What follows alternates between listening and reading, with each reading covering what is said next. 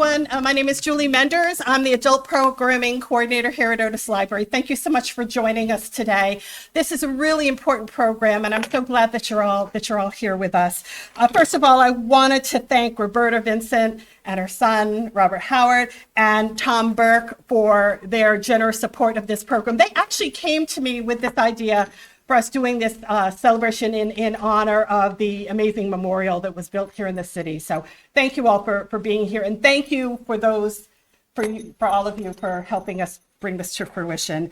The first person I would like to bring up to the front, I'd like to introduce Roberta J. Vincent. As many of you know, she's a tireless community volunteer. She's lived in Southeastern Connecticut her entire life. She graduated from Norwich Free Academy in 1963.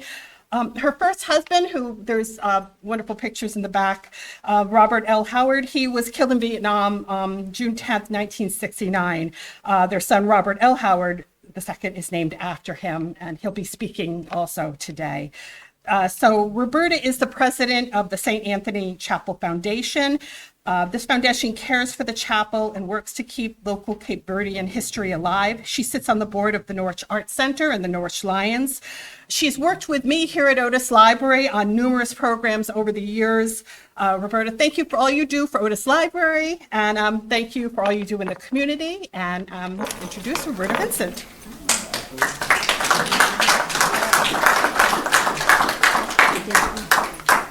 Thank you. Good afternoon, and thank you all for coming. As we move towards Veterans Day on November 11th, this is a fitting gathering for us to remember our veterans all over, those we have lost and those who are still having problems, and for all veterans. So today, our speakers include myself, Tom Burke, Mark Mossy, and Robert Howard. So who is Thomas J. Burke? Tom is a native of Norwich who was educated at St. Joseph's School and Norwich Free Academy, class of 1965. He is a Vietnam veteran, United States Army, American Division, July, Vietnam, 1967 to 1968. Tom was the chairman of the Norwich Vietnam Memorial Committee to erect a memorial in Norwich honoring the 12 Norwich natives who lost their life in Vietnam conflict. This monument was dedicated on November 11, 2000.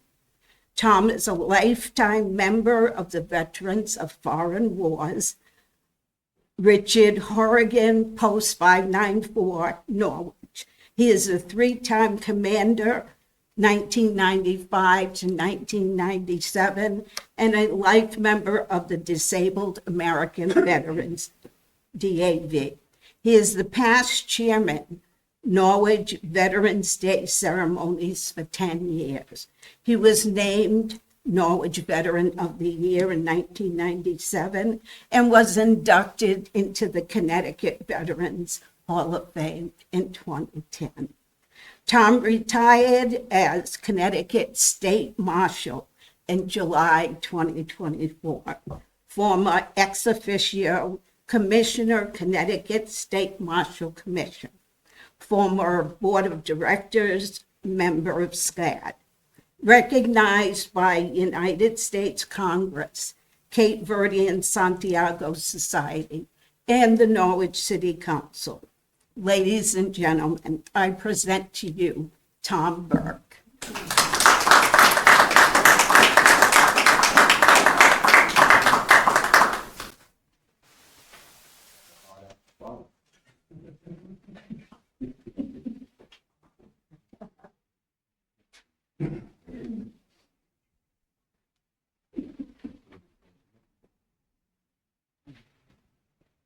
Hello, everyone. Thank you for being here. And thank you for Roberta for that wonderful introduction. The check will be in the mail soon. And to Julie Menders and the staff at the Otis Library, I thank you for this event, putting this on, and all your efforts. And Julie apologized to me today and said there's no microphone working, and I said, Julie, you really don't know me, so I don't think we're going to need a microphone.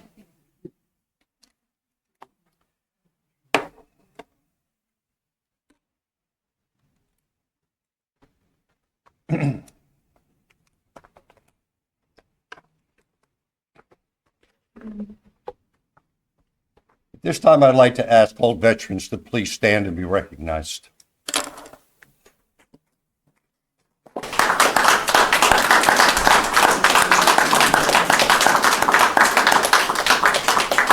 And thank you for your service, and thank you for being here today.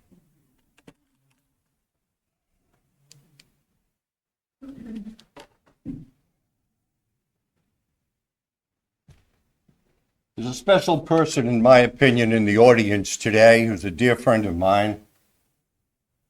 He's a Vietnam veteran, served in the United States Air Force. He's a former mayor of the city of Norwich. When he was mayor, one of his first acts was that he did a yearly line number in the budget for monies to be spent on veteran ceremonies and appreciations. It's something that we never had before. And the many times I would always have to go to the city council, ask for permission or for a few dollars. This individual has recently established a 501c nonprofit, Veterans Helping Veterans, and some of the committee members are here with him, Tommy Lee, Ben Hong, and they're raising money, and they've raised an awful lot of money for service dogs for disabled veterans. And I would encourage you, if you know any veteran in that situation, to contact them or any of the members, because they do have dogs available for service dogs for the disabled veterans. So I thank you, Benny Lathrop, my dear friend. Thank you.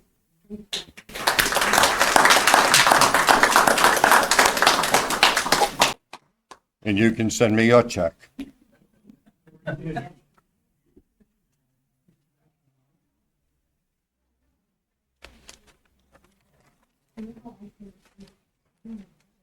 After many motorcycle trips to Rolling Thunder in Washington, D.C.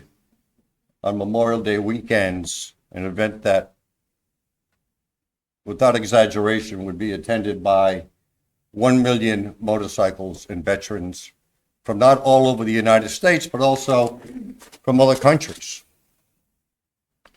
And when I came home, I started thinking and researching about veterans from New England killed in Vietnam.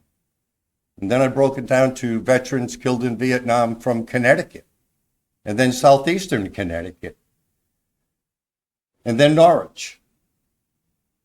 Now I knew of Robert Howard because I grew up with Robert Howard, but there was others that I didn't realize. But then I ran into a problem because back in those days, if you lived in Preston, your mail went through Norwich, and the zip code was 06360, even though you actually lived in Preston. So I'm trying to get it right, not to disrespect anyone, but to get those actually who lived in Norwich who were killed in Vietnam. And it took quite a bit of research. And it was at that time that I said, you know, the 12 young men and women, young men, they need to be honored. They need to be remembered. And I formed a committee. And the committee, who I would like to say was along my way of thinking. We all had the same goal in mind. My good friend, who's no longer with us, Attorney John Carter, who's a Vietnam veteran, was our legal counsel. His wife and son are here today. I thank you for being here. Dick Frederick, who's the United States Army Vietnam veteran, who was the senior Vice President of Eastern Savings and Loan Bank. Richard Abley, the former police chief in Norwich, who was the president of the Norwich City Council at the time. Bob Richardson, a Vietnam veteran. And John Carter's father, my good friend, who's no longer with us, Colonel Art Carter, United States Army retired, who was our military advisor. And that was our short committee. All with one goal in mind, to honor 12 people who made the supreme sacrifice.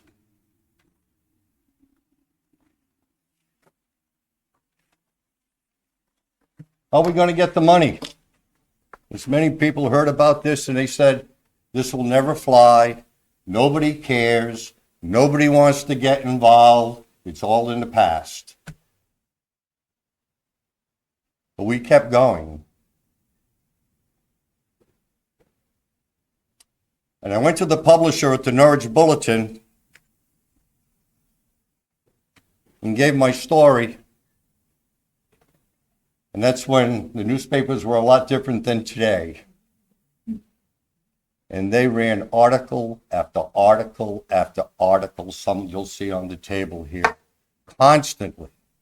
Pictures of those who were deceased, their stories. Pictures of the committee members, their stories. On and on and on. And they didn't stop. And I then had the bright idea of, I'd like to have the donations be published. And I caught some wrath about that.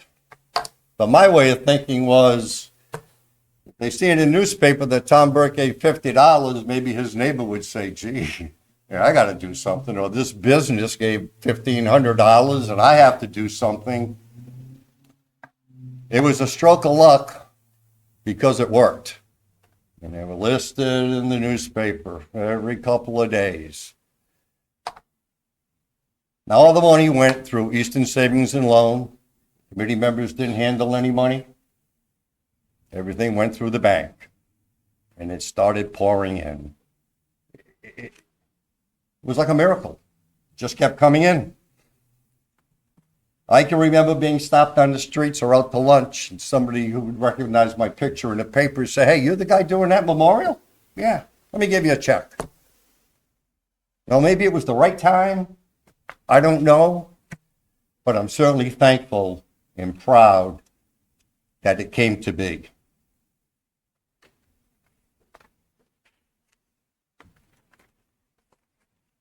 Everything was individual donations. We didn't ask for one dime from the city. We didn't ask for one dime from the state. We didn't ask for one dime from the federal government. It's what you call, I guess, grassroots. Came from individuals and businesses who cared.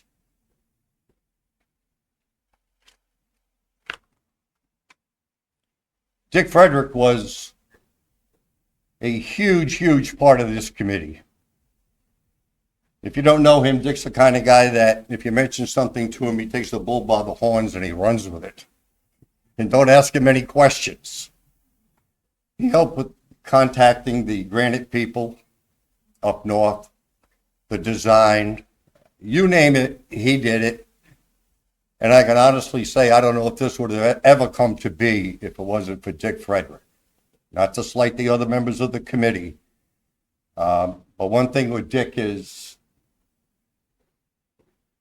he doesn't say no, and he runs until it's at the finish line. He's retired, lives in Tampa, Florida now. He wanted to be here today to fly up for this, but unfortunately he had some surgery that prevented him from doing so. My next goal was to find a relative of every person who was going to be listed on the memorial, all 12 of them. And was successful, except for one. And it bothered me right up until 2 weeks before the dedication that every family would be there to represent each veteran, except for one. And that person on the memorial was Francis Donahue. And I believe it was divine intervention about 2 weeks before the dedication. A woman stopped me in Norwich by the courthouse, and she said, I saw your picture in the paper. You the guy doing that memorial? I go, yeah. She says, I know, this is a true story. It's unbelievable. She said, I know somebody who's going to be on that memorial. I said, well, who's that? She said, Francis Donahue. Really? I said, are you related? She says, no, but I'm best friends with his sister. I said, you know how to get a hold of his sister? She says, oh, yeah. I said, well, that's the only one I can't find a family or representative of. She said, I'll call her tonight. So where is she? She's a nun in Pennsylvania. That's why I say it had to be divine intervention. She called her that night. The nun called me the next day, said, I'll be there. So it was complete that we would have a representative from each and every person being honored on the memorial. Now that memorial celebration, or dedication, if you will, was held on Veterans Day, November 11, 2000, in cooperation from the Norwich Police Department, the Norwich Public Works, Upper Broadway near the Memorial Park was closed. Chairs, Norwich Free Academy offered light refreshments ahead of time to family members. And I'm happy to say there were over 500 people at that dedication. It was huge. I don't think Norwich ever saw anything about it, not because of me, because they were honoring those 12 who were killed in Vietnam.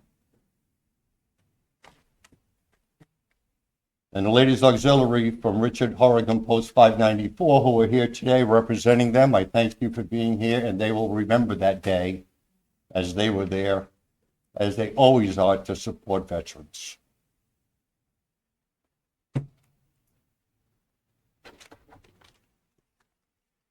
There are some pamphlets here. I hope you get to review them and take a look at them. I'd like to tell you about one individual who's listed on the memorial, right after I drop my glasses and everything else.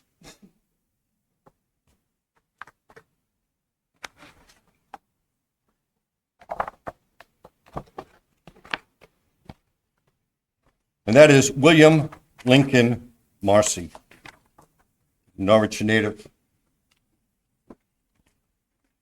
Made the supreme sacrifice in Vietnam.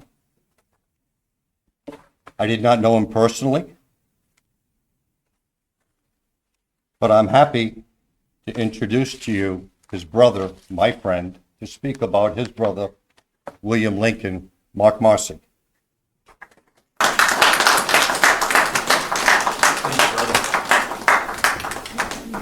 God bless you. Well, good morning, everybody, and thank you for being here. I am absolutely surprised after 50 or 60 years that the Vietnam veterans' families and friends are so supportive. Thank you, Julie, for hosting us. Thank you, Tommy, for organizing this. I was 12 when my brother died in Vietnam. He died in May of 1969. And, I think that Tommy asked me to speak about my experiences with my brother and my family's experiences, after he had passed. So I talked to my sister yesterday, and it was fun. I was 12. My sister is 2 years older than me. She was 14. I vividly remember going to the front door. We lived in a colonial house in Norwich town, and the two non-coms and the officer were at the door. It was before I was going to school. I was in Huntington, and they asked for my mother and father, and I let them in, and they went into the dining room, and my parents shushed me right off to school. And as I was talking to my sister yesterday, it's so funny how people's memories after such a long period of time go. And mine clearly is not, clairvoyant. Yeah, I'm not real cognizant of what happened 50 and 60 years ago. But my sister, I was talking to her yesterday, and she said, yes, and I drove you to school. She was 14. She didn't drive me to school. And yet and we were talking about something else, because as I was trying to garner my thoughts, about my experiences, I was 12. It was very sad for our family to lose our brother. My father's family has been donating fathers and sons since the Revolutionary War. So I had been in our attic, way back when I was a teenager, rifling through stuff, as teenagers will do. And I came across my brother's service awards. He received the Silver Star for his actions when he was killed, and he received 2 Bronze Stars. Now, I don't recall the exact nature of the Bronze Stars, but I do recall the Silver Star, because he gave it the ultimate sacrifice for his platoon. But in all of my, as I don't have those awards any longer, and so I was going through the internet sites, the wall and so on and so forth, and all the standard awards are there for, the Vietnam Unit Award and Purple Heart and so on, but his major awards were not there. And, this is what I remember. I remember my brother as a war hero. And I remember a lot, vaguely about going to the beach and, him telling me stories and stuff like that. But, my cognitive recollection was my brother served in it. We all know that everybody in this room knows that Vietnam was a very controversial war. And should he have come home, what kind of reception would he have had? And my thoughts is he was still a war hero, regardless of what anybody's perception of Vietnam was. So I wish to thank you all for giving me the opportunity to just voice, what I remember of my brother. I remember him as he was a wild guy. Everybody who knew him knew that. But he was also a very moral, honorable, ethical, and he gave his life for his platoon. He was reconnaissance. They would not have gotten out of their ambush had he not sacrificed his life. And so this is what I remember of my brother. And I wish to thank Tom and thank Julie, and wish Ronnie Howard did we play racquetball back in the day? No. Okay, different Ronnie Howard. Right. Okay. Well, I thank you very much, folks.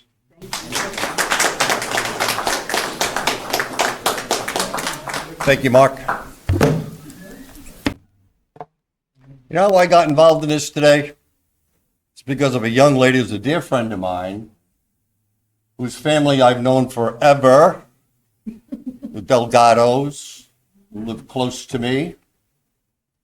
And I learned one thing through life: I cannot say no to Roberta. Not that I would want to, but you just can't say no to Roberta.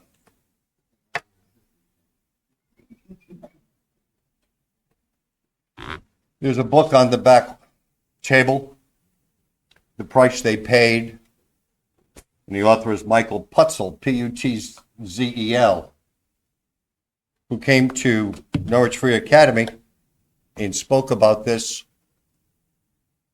with Roberta and Robert Howard there. And there is a chapter in this that's about Robert Howard and his father. It's an excellent read. Roberta has more information if you'd like to purchase one, or she would take orders for one. I believe they're $15. I don't get a cut.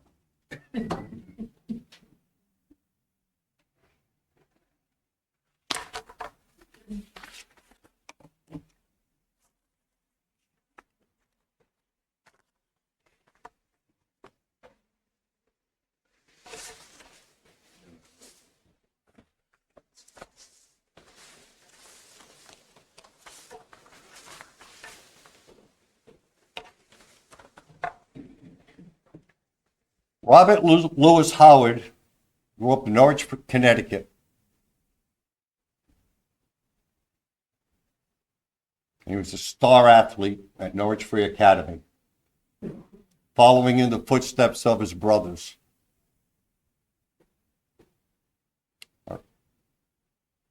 Bobby Howard, as I called him back in the day, was a star halfback football player.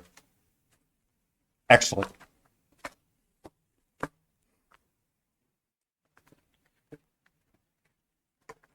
It's unfortunate that he's listed on the Norwich Vietnam Memorial Wall. He was a member of the 101st Airborne. He was killed in Vietnam.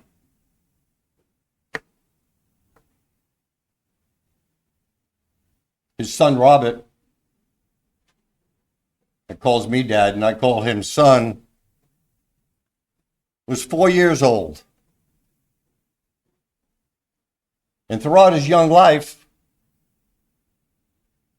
whenever he would meet people, he'd say, yeah, my name is Robert Howard. And they go, oh, Robert Howard?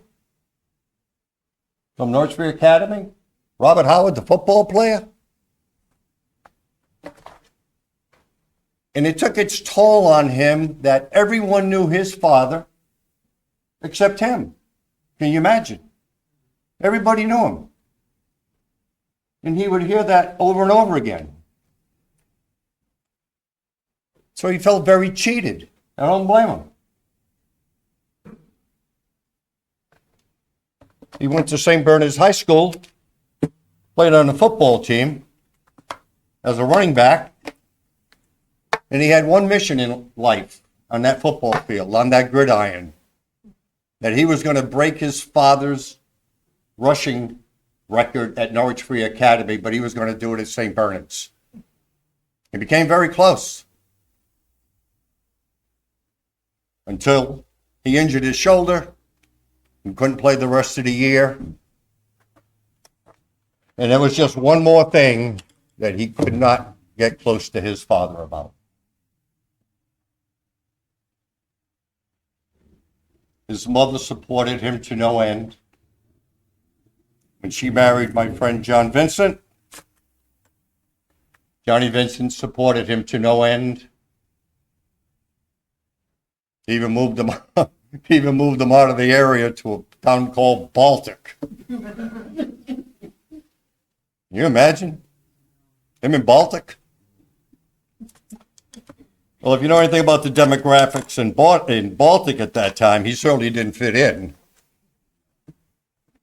And there were some episodes about that.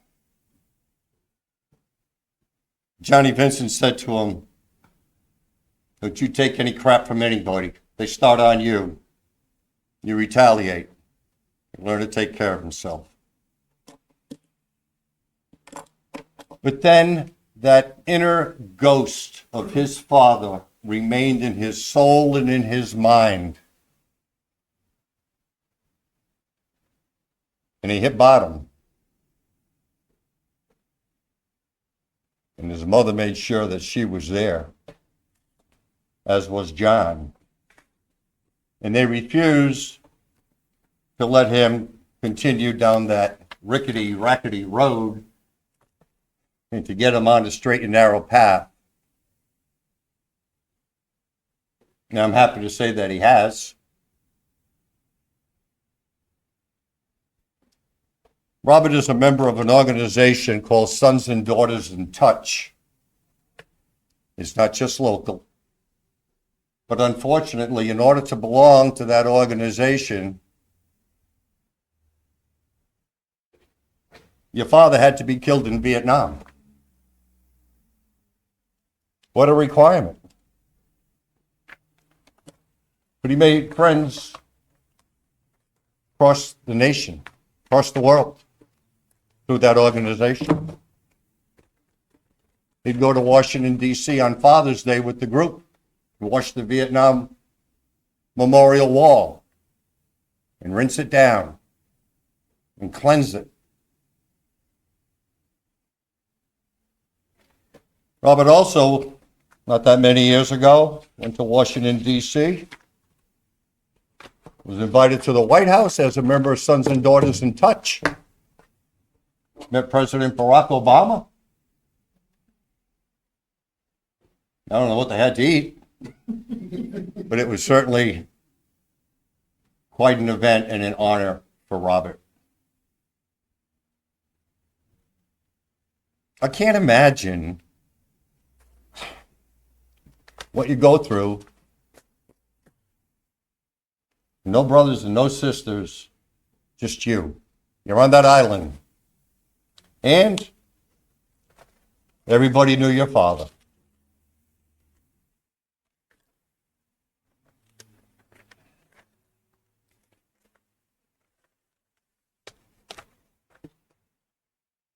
Robert will tell you about Sons and Daughters in Touch.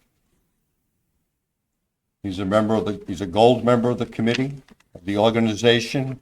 His father was killed in the Ashaw Valley in Vietnam. 101st Airborne. He'll tell you about his trip to Vietnam, where he got to walk in his father's footsteps with other members of Sons and Daughters in Touch.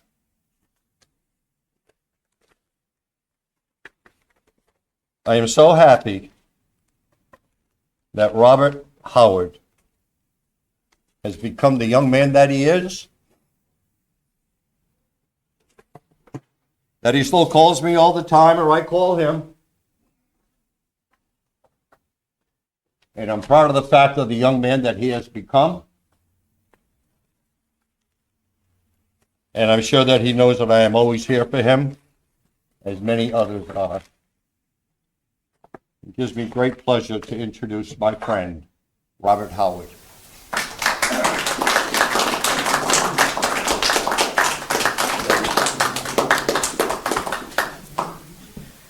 Oh, man.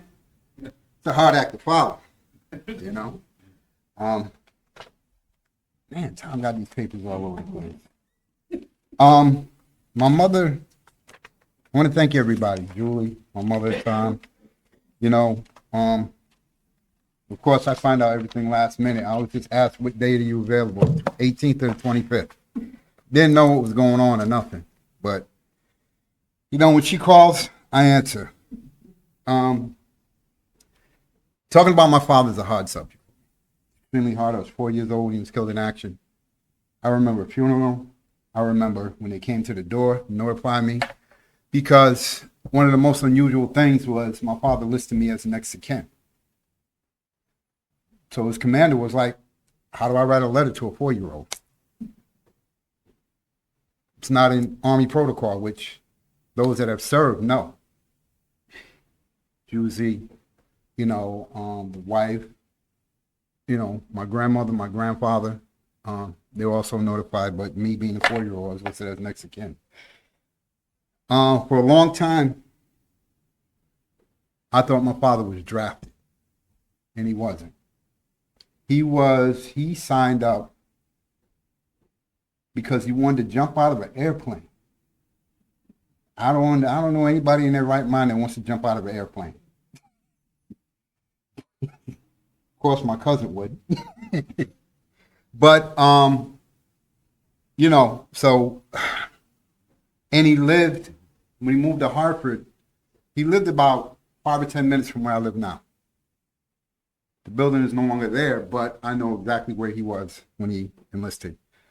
But like Tom said, my father attended Norwich Free Academy, and he was the youngest of 7, right, Mike?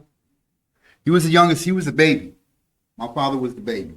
He was the only one that was born in Connecticut. because my grandmother would go back every year to Camden, South Carolina to have her children. My father was the only one that was born here. He was a phenomenal athlete, from what I understand, from people that I've met. You know, they just said he could do everything. You know, and you know, my Uncle Lee really started that whole thing because he was another one that could do just about everything. He kind of paved the way for the rest of his brothers and sisters. In the Howard family, you have 4 people that were actually inducted into the Norwich Sports Hall of Fame. My Uncle Leon, my Uncle Mac, my Aunt Bobby, and then my father, who was the baby. Like I said, he died on June 10th, 1969. It was tough. I ended up at St. Bernard's. Didn't want to go there because I wanted to go to NFA. I was like, that Howard name means something. I get away with everything there. You know? I was like, hey, they'll push me through school. I ain't got to study, I ain't got to do nothing. But my mother had other plans for me. Sent me to St. Bernard's, all places. And again, I had to fight. Just like Baltic. But my senior year was dedicated to him. I was so obsessed with my father, it was dedicated to him. I knew how many yards he rushed for. I used to be down at the Norwich Bulletin grabbing old articles. You know, microfiche. I know everybody in here knows what microfiche are. Maybe my cousin Bobby doesn't know what it is. Different time frame. But I used to be there looking at it and reading it all day to make sure I got everything right. And as he said, you know, I was going good. Everything started to pick up. Played against New London. New London didn't like me because I lived in New London and I went to St. Bernard's. I got hurt. It was actually a separated collarbone. I was devastated. But nobody really knew to what extent because I didn't tell anybody about what kind of mission I was on. They told me I couldn't play anymore. And I begged my mother to get a second opinion. I was like, I need a second opinion. I need a second opinion. And I got it, and he said, well, if you sit out for the rest of the season, you can play the last game of the year. I said, okay. I can deal with that because I'm playing against NFA. And we're playing at NFA. So I'm feeling good. I'm like, yeah, okay. Bob DeMars, who also knew my father, we're sitting there warming up, and he tells me, he said, listen, they're talking about your dad on the radio. Now, this is 1982. My father was killed in action in 69. He graduated in 64. And they're talking about him on the radio, talking about, oh, Bobby Howard's son's playing today, this, that, and other thing. And I'm like, oh, my God. I'm like, it doesn't stop. So you can see the kind of fanfare he had. And I got hurt that game, too. A recurring injury. But, you know, after that, I attended Howard University, went there, continued on, felt like a failure because I couldn't accomplish what I set out to do to make my father proud, which I know today he didn't care about that. He wanted me to live my life. That's when I went down a real bad slope. And some of you have seen it. And finally I got tired and I called my mother early in the morning because her and my father had given me tough love. And they're like, listen, when you're ready to get your life together, call me. Other than that, it is what it is. And I called her. And they came to New London, picked me up, no clothes, no nothing, took me to New York. And I was like, oh my God, where y'all taking me? But that's where my life started. That's where I got straight. I got clean. I got everything started happening for me. But back to a side note. My father was inducted into Norwich Sports Hall of Fame on July 11th, 1989. My father was killed, June 11th, 1989. My father was inducted into the Norwich Sports Hall of Fame. I had a seizure and almost died the same day that he did. The day before, June 9th. I was 24, he was 24. And I had to receive this award for him. And it was probably the most overwhelming thing. I couldn't get anything out of my mouth. I don't even remember what I said. I think I mumbled some things. But in that room, everybody was in tears. And I'm like looking at everybody and I'm like, this isn't fair. I was clean and sober, but it still wasn't fair to me. Because everybody knew him but me, you know. And everybody in Norwich used to say, oh, you're Bobby Howard's son. I'm like, I got a name too. But that's what they would call me. The turning moment for me was Sons and Daughters in Touch. Because now I realize on the wall of those 12 people, there's only one other person that had children. But they didn't live in Connecticut at the time, if I'm correct. He had moved down to Florida. He had 2 sons, I believe. Was it? Okay. I've never met him. So I was, as far as I was concerned, I was the only kid in Norwich that lost a parent in Vietnam. And there's nobody can tell me anything. Nobody. Joined Sons and Daughters in Touch. Out of 58,000, you know, there's a lot of kids out there that lost their life. And I met so many of them. And we continue to grow as an organization. We're not only open to Vietnam vets, we're also open up to the present wars and the past wars that have gone by, because we realize that we were the forgotten ones. You know, growing up, when you lay in the rest, you move on. Well, when people serve, the families serve. And the kids are affected just like the mothers, just like the brothers, because we don't get all that. I didn't get all that time. Like some people had, years. I only had a couple with my father. And I remember my babysitter told me the day that he left, he called her and said, hey, listen, can I come spend some time with my son? And she was like, yeah. So remember the old West Side, because the Howards grew up on Forest Street.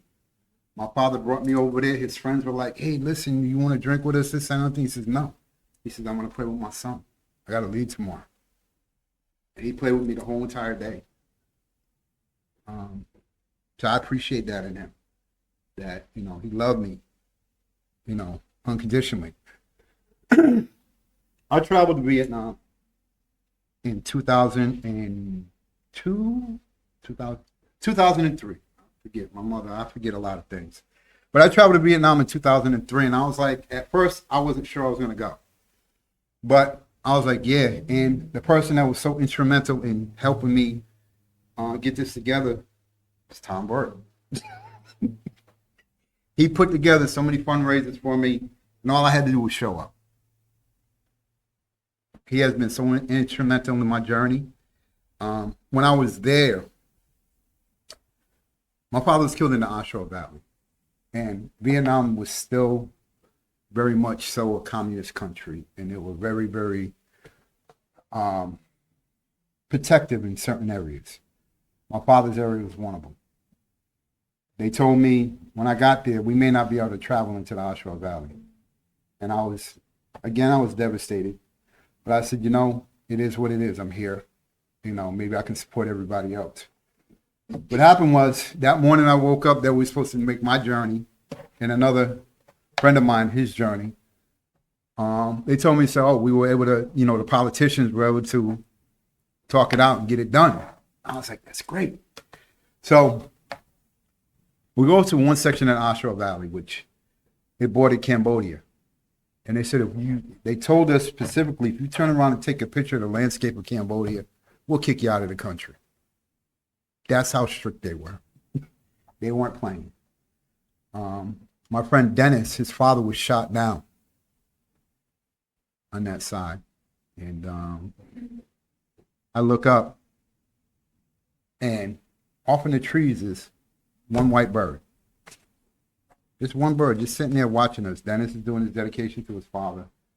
I was like, oh, okay. So now we go to the other side of the Oshawa Valley. And for you veterans, you know how big the Oshawa Valley is. It's nothing little. The road ran out.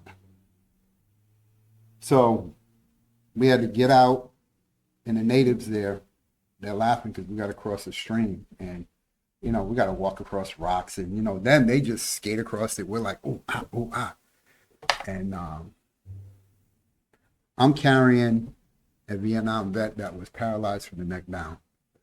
Because I told him, I said, I'm gonna carry you this whole entire trip. His name was, he was the president of BVA, Tom, I can't think of his last name right now. He recently passed.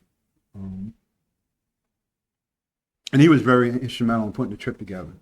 So now I do my dedication to my father. And I used to wear a medallion. Etched in gold was his picture. Never take it off. I actually took a whole day out of work because I lost it one time and I said, I can't work, I can't do anything until I find that thing. I finally took it off for the first time and was never put it back on. So I'm doing my dedication to my father. And off in the trees, I turn around, I look at Father John. He was a Vietnam vet. He was a Marine. He says, I see it. There's 2 white birds in a tree.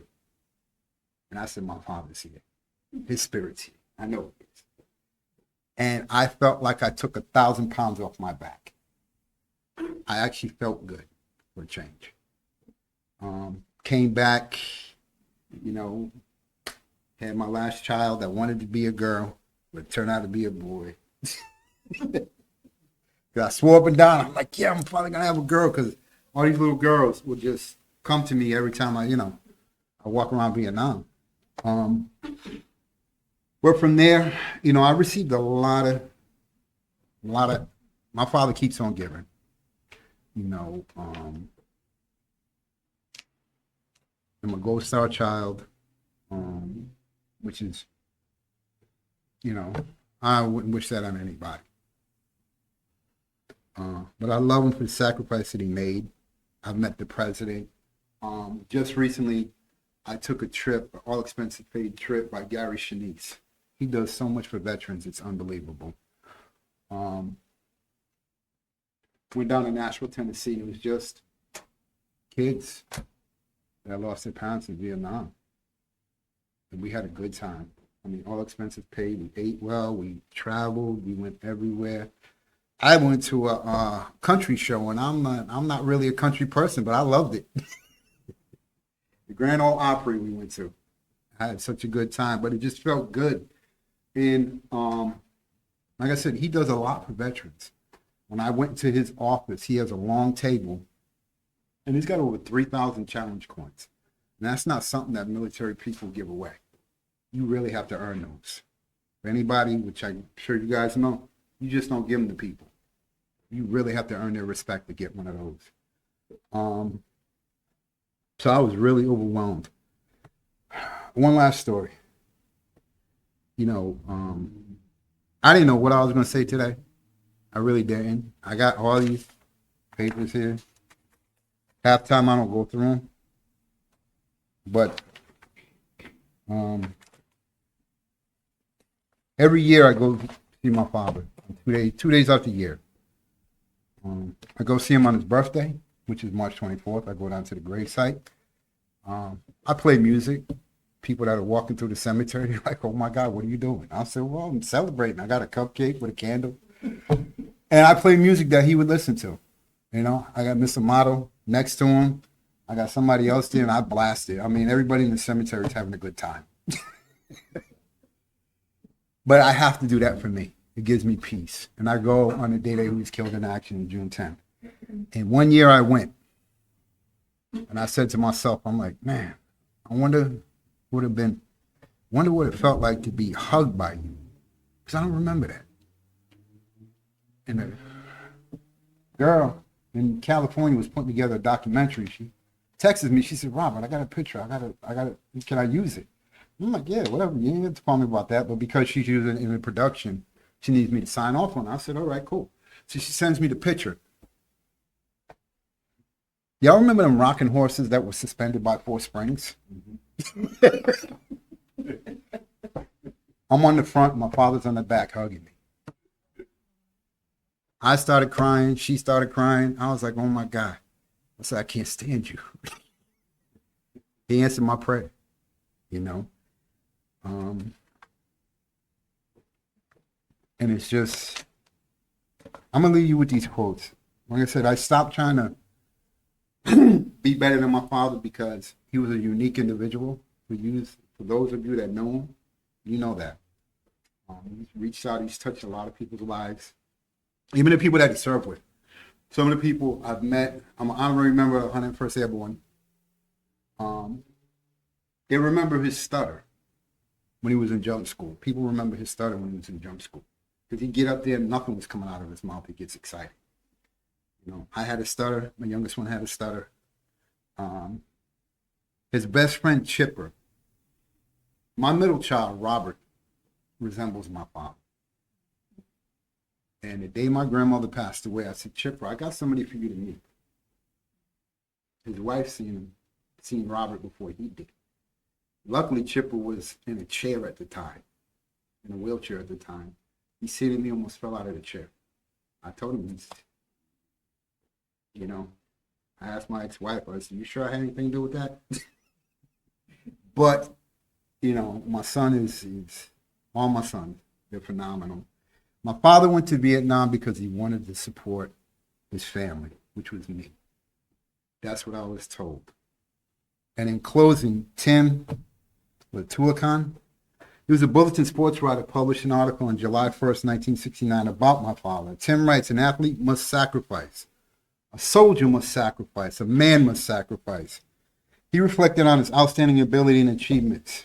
Robert and his brothers, Leon and Mac, were all recipients of the Charles Wiley Cup, which is the highest prestige an NFA athlete can receive.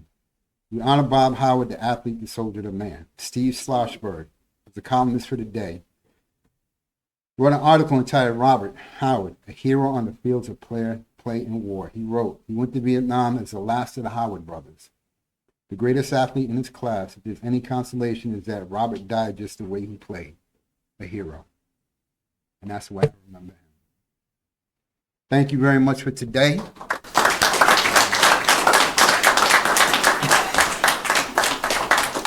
Before I turn this over to Roberta, I'd like to just take a moment of silence for all our departed comrades.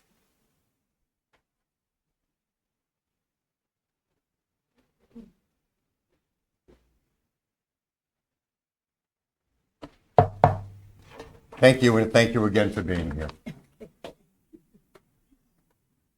Okay, just a couple of things to mention. The book, The Price They Paid, I have 5 copies here. They're $15 if anyone is interested in purchasing a copy, or I can order more if there are additional people. Robert will sign his page. He also has 2 albums over here with pictures from Vietnam, from his trip. If you'd like to look through that and read the articles that are there. I wanted to tell you that, of course, my son is my life's most treasured gift. And as Robert reached out for help for all of the trauma that he was going through, a lot of it, I couldn't sense it. I didn't know because it was internal. But I was going to visit him in New York during his recovery. And this song came on the radio. And it was a song by Mariah Carey. And some of the words are, and then a hero comes along with the strength to carry on, and you cast your fears aside, and you know you can survive. So when you feel that hope is gone, look inside you and be strong.